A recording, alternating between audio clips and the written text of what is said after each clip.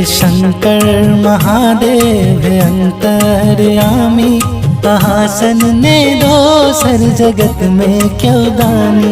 हे शंकर महादेव अंतर्यामी, आसन ने दोसर जगत में क्यों दानी। हे करुणामयी शंभु ओढ़ारदानी, आसन ने दोसर जगत में क्यों दानी। आसन ने दोसर जगत में क्यों दानी। ओ हे शंकर महादेव हे अंतर्यामी, आसन ने दोसर जगत में क्यों दानी।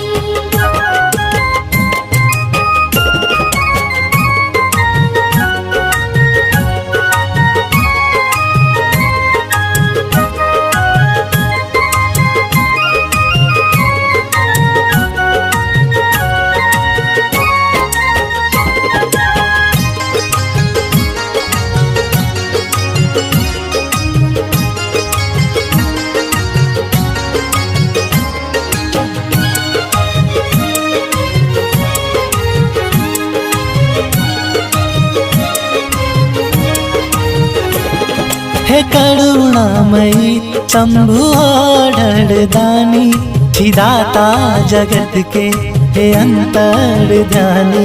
हे करुणामयी शंभु ओढ़ारदानी, छिदाता जगत के हे अंतर्यामी। यो बाबा ही उद्धार सबके करे छी, बनाबै यही छी सब बिगड़ल कहानी। बनाबै यही छी बिगड़ल कहानी। हो हे शंकर महादेव अंतर्यामी, आसन ने दोसर जगत में क्यों दानी। हे शंकर महादेव हे अंतर्यामी, आसन ने दोसर जगत में क्यों दानी।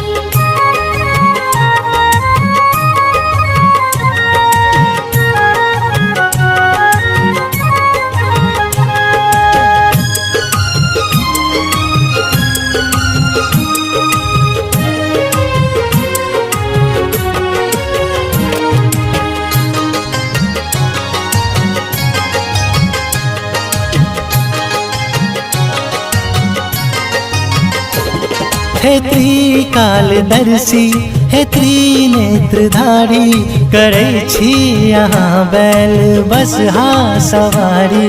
हे त्रिकालदर्शी हे त्रिनेत्रधारी, करै छी यहाँ बैल बसहा सवारी। यो बाबा करु कल्याण विनती करै छी, अहीं के चरण के छी हमहु पुजारी। अहीं के चरण के छी हमहु पुजारी।